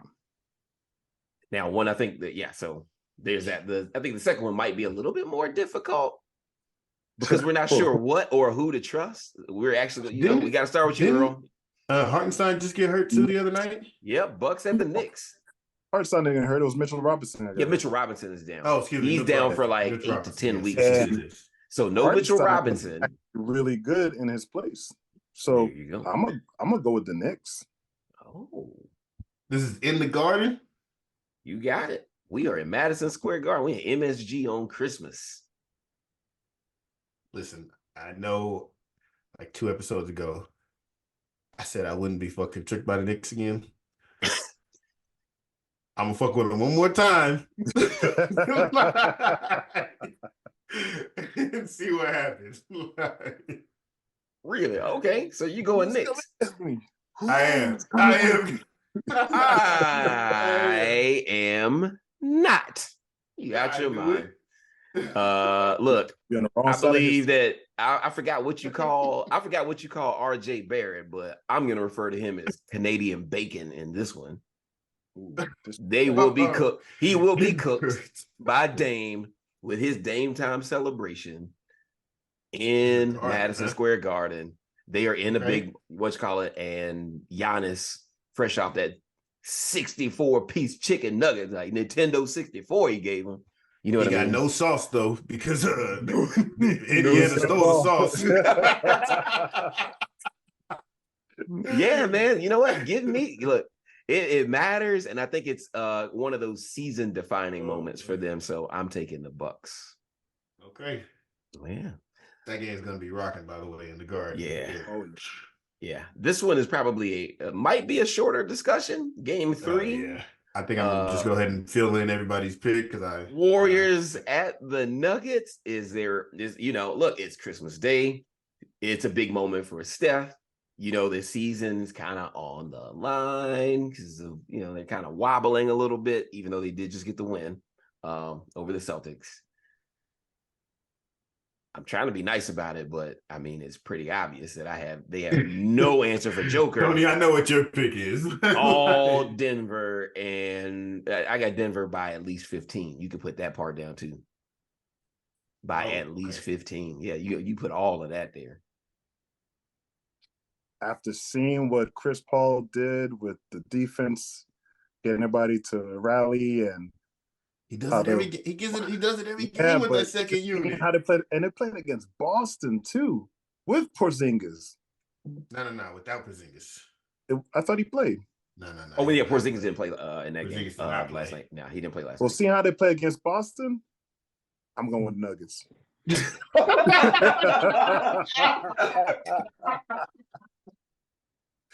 I'm not picking the Warriors. I don't trust their ass. That was a fucking fluke. They lucky Chris Paul was on his game that night. And I trust the Warriors. I trust Joker bench. And more no. The other Canadian guy, Jamal Murray. There you go. I trust the Warriors. Man, speaking of that, he should have played. Had he played, they would have been going crazy in FIBA. But I trust the Warriors bench. I do not trust the Warriors starters, even though Clay has scored over 20 now in a few games. Those shooting numbers have still looked like shit.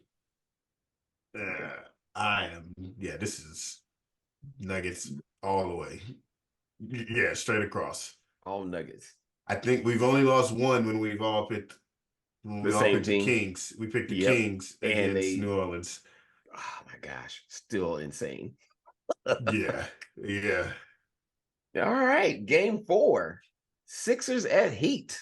You got a Embiid playing on Christmas, which is interesting. You got a nice little Eastern Conference rivalry. Jimmy Butler and his the young rookie Jaquez, he's got him doing some work. And Hero's been knocking down shots. They've quietly been really competitive because of the way that they defend, the way that they make shots. Yep. And it's not pretty, but Old the Heat are gonna heat. Yeah, man. Yeah, grind it out. Yeah. So, Greg, we'll start with you. You got Sixers at Heat. Are we sure Embiid's playing? He should be playing. I know, because that got me on one of the picks, and y'all didn't let me take it back. So there's that. I am gonna go with the Heat on this one. Oh, okay. I'm going Sixers. He will pull it off. Sixers? Yep. Why you got the Sixers? I mean, we were just talking earlier about Embiid and this whole GOAT conversation on what time period was playing. I'm going with Embiid. Sixers. Bam Adebayo can't do anything with Joel Embiid. Nah, he's too little. I agree with that. On the other hand, you could see in pivotal moments Jimmy Butler on Tyrese Maxey and locking him down. Like Jimmy Butler is still an elite defender. Yeah. However, you're going with Philly as well. They're going with Embiid. Yeah, man. It's too much Embiid. We said earlier, this is the only team we trust in the East. Yeah. That's why I was talking myself into it as I was looking over the counter. I was like, damn. Yeah, I'm trusting Embiid. Trust the process. This is the kind of game that the Sixers lose, but I'm still picking them. I trust the Sixers as a team when they all play more than anybody else. I don't trust Embiid to show up to play in other people's fucking arenas. I can see the Sixers getting ass beat on this one. Yeah. All right. And then in the final game, so we got Mavs at Suns. Of course, Bradley Beal. Surprise, surprise, is down again after tweaking his ankle. On the Mavs side, is there Kyrie? Is he going to be back? We don't like Kyrie's, what is this, like a right heel contusion or something, I believe? Yep. So you end up with Luka and his cast of bandits on one side, and on the other side, it is Devin Booker, KD, and a bunch of people you can't really name. Yeah. So Luka. Yep. In the Suns' last game, for the record, just lost. They made sure that, which they just lost. The Suns, Booker and Durant both cooked. They both had at least 30.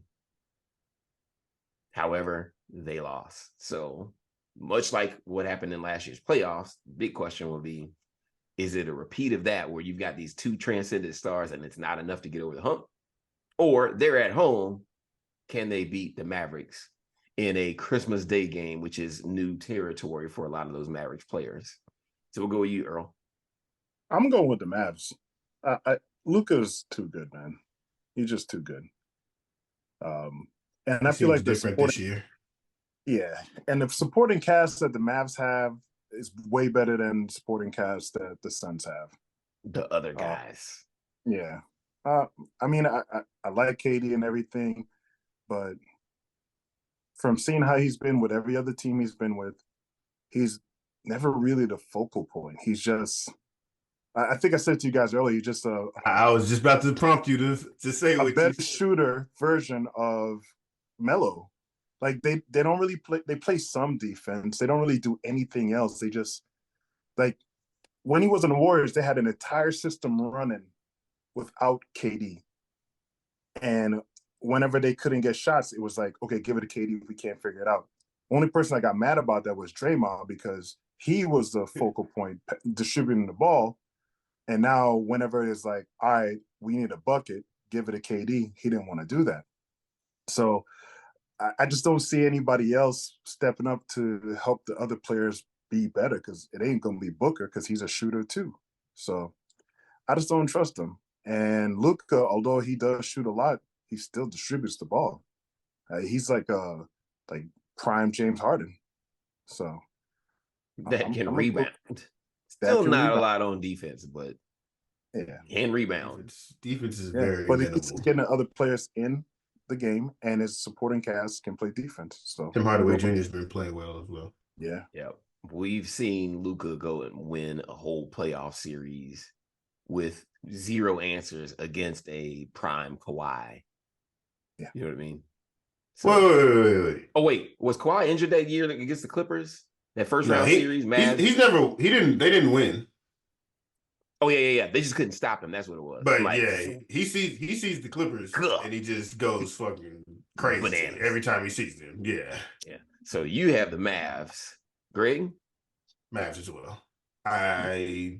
He also sees the Suns and goes ballistic on them as well. So I mean, shit, I'm trying to think of who's going to guard him. Probably Okogie. And then after that, I have no idea. But the Suns got issues. They just lost to Portland last night. I don't know the fuck the Suns.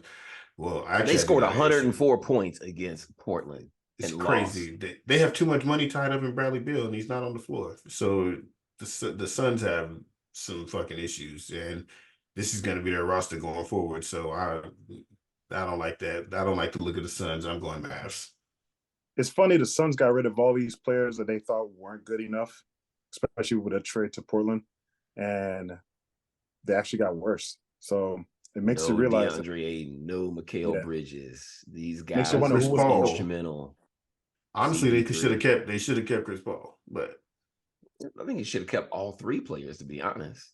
They should have just brought it back. Like I don't look at Nurkic as an upgrade over DeAndre Ayton by no stretch of the imagination. I look at him how much dominant he's an upgrade. He's an upgrade in, I guess, energy. When I say energy, like he ain't standing out of bounds, just looking at the play. I feel like they took that play and just like blew it out of proportion. Like, we got to move this motherfucker, and they just put all the blame on him basically. And it's like, no, y'all brought in KD. So KD and Booker need to do what they are brought in to do. I think that's a KD thing, though. Every time he goes to the team, he blames everybody else. Well, KD don't say shit, but he might not say it out loud. But he don't say anything. He's just like, man, I'm just here to hoop, and that's what drives people crazy about him. Which I actually think is what happens in this game. So in this one game scenario, you think KD? I think KD and Book actually do show up and hoop, and that's enough for the Mavericks to kind of and wobble. So despite a good game from Luka, I think Luka probably still goes for 30. You know what I mean? But probably not a triple double, because I don't know if the other guys make enough shots in this situation, even though I like the Mavericks supporting cast way more than I like Phoenix. It's just a matter of the moment with those stars. Christmas Day game, they know that they're the finish. I think I'm taking the Suns. I'm probably going to regret this pick, but I'm going the Suns. You will. I can see you're thinking though, because I wanted to take them. Yeah, it is rough. As well, but I like the Mavericks better, but it's another one that who else have the Mavericks really beat? And you're like, yeah, wins over the Lakers, and they got some wins over people. They've got a couple of good wins, but I just don't know that. But they've got some weird losses too, and so I just. Oh my God, this is horseshit. I'm about to give Kyrie 2 compliments and say nothing bad about him in the same episode. I think if the Mavericks had Kyrie, I would definitely be picking the Mavericks in this game, which is crazy because, I'm on the record. Dude doesn't really make teams better. But in this case, he is exactly the type of extra offensive punch that would help them get over the hump and combat the electric vibe the Suns Arena gets when these two guys are knocking down shots. So give me Phoenix.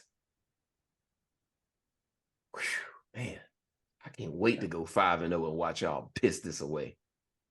That had to hurt to get another wrong pick. Yeah, look, we only all agreed on one of them, Yeah. I had to go against y'all a couple of times because y'all were doing some dumb stuff, but lucky for you, I'm here. Question for y'all. Yeah, one good week. Hey, look, I'm talking. I told y'all when I go off, I'm gonna talk my shit. Question for y'all though: Who do y'all think was snubbed a Christmas Day game? Oh, what team should actually be playing on Christmas Day? If you could take out a team and put somebody in, who would you remove? Timberwolves for the Warriors. Oh, that's a good one. Yeah. Absolutely. I was thinking the Warriors too, but Timberwolves,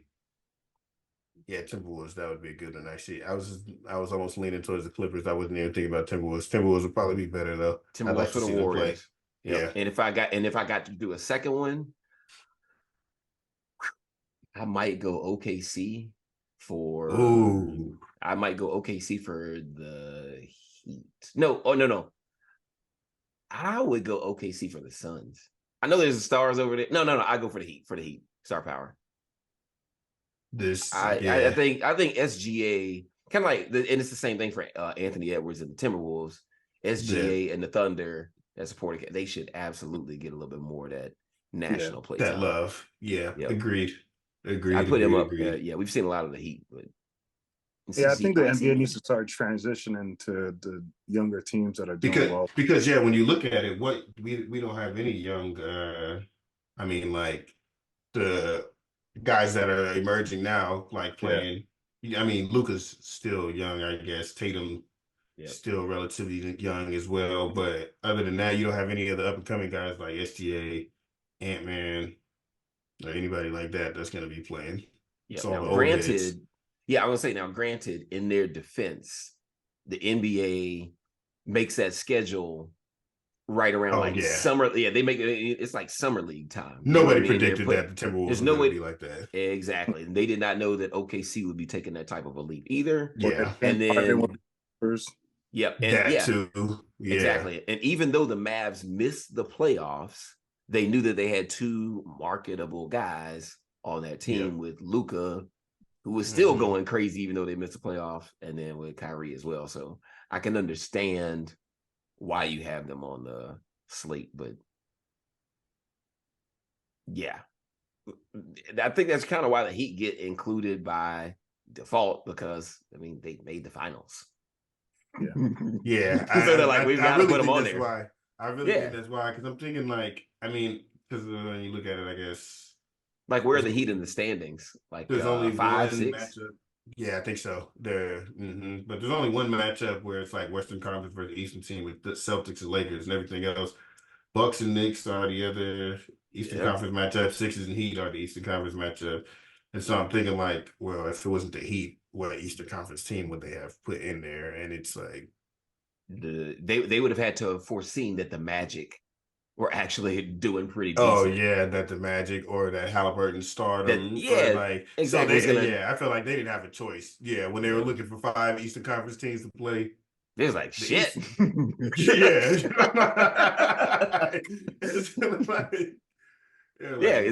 they even then, all of these Donovan Mitchell trade rumors, and you don't see them considering the Cavs. Oh yeah, they didn't even put the Cavs. Yeah, I didn't even think about that. Yep. And then one other, and I was saying one other note there too is think about the size of the media markets as well. You know, that's all be like, where do you want these games at? You got them in LA and New York. Denver's gonna get a home game because they're the champs. They're the champs. That's why. Look, that's why Giannis. They're not playing in Milwaukee. They're playing in. So like I said, I get it. Makes sense. I get it. Makes sense. But no, T-Wolves be the guys I'd add. Yeah, Warriors not being there. I don't. Although they won last night, watching them play is rough. Yeah. For the record, I don't hate Steph Curry.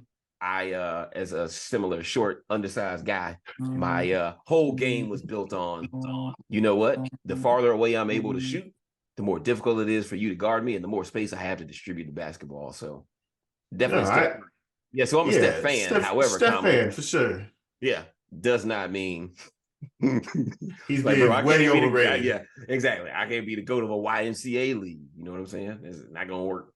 Yeah, like he's being way overrated. I like Steph, but just way overrated in my opinion. Yeah. Well, hope y'all are ready for the hate mail. This is a good one, man. Yeah. Hope you're ready for the hate. Yeah, I was gonna say, I hope you're ready for the hate mail to come in. My cousin's gonna go stupid when he watches the first 5-10 minutes of this. Not to let him slide, but when he's told me on the Warzone group, when you hear me screaming for North Carolina, I was like, "Hey, bro, that's wild. Why you gonna tell another man that you screaming for another man? Like, I hear about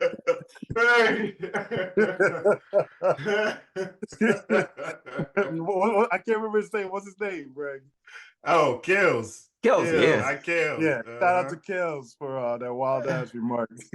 Oh my gosh. Hey, that's bad. That shit. I seen that. I was like, what the fuck? I think my favorite thing was hey yo. I was gonna say that the graphic you put is like, hey yo. Hey, had me crying. Crying, man. Nah. This is good. This is a good show, man. Yeah, man. That was our show for today. I highly recommend on a related topic, since we mentioned Ja Morant, there's a Defiant Digital does the cancel court episodes. I don't know if y'all seen some of them. They are hilarious. There's a LeBron cancel court, and it's Tony Baker and all those other guys. They are hilarious. Well, they just posted an episode, and they do all kinds of stuff like, should Kim Kardashian be canceled? Should blah blah blah, stuff like that. Just crazy stuff. Jada Pinkett. All right. Well, in this case, 2 days ago they dropped an episode. Sure. Yeah, they dropped an episode for Ja Morant versus the NBA. And so they set it up in a courtroom with a little bailiff or whatever, pretty girl. She's standing over here on the side. And then you got two comedians who are the lawyers. And then you got somebody who's got to be like for this, so there's like East Coast versus West Coast rap or whatever. Like they do all of these crazy ass topics. They did the Ja Morant episode. You gotta go watch it. Look, is this an animated thing? No. These are people live, unscripted. Oh, I think I know who you're talking about. Then, yeah, it's live. Okay. They are live there. It's unscripted. They go in. They got their little, their notes and stuff, and then they go in. And it is hilarious. Okay. So, so Defiant Digital on YouTube. They're hilarious. You gotta watch the Ja Morant episode because I gotta pick y'all's brain afterward. It's some funny shit. It's some wild shit in that episode too. Okay. Yeah. Well, that's our show for today, man. Remember, like and subscribe to the channel as always. Until next time, I'm gonna continue to be writing. I don't know so much about these guys. One good week. I had one good, you know what I'm saying? I keep being dope, you know what I'm saying? I'm on a roll. We're good. Hey, what they say on Chappelle's show? We should have never gave you money. You don't know how to appreciate shit. Y'all take it easy. All right. Yes, sir.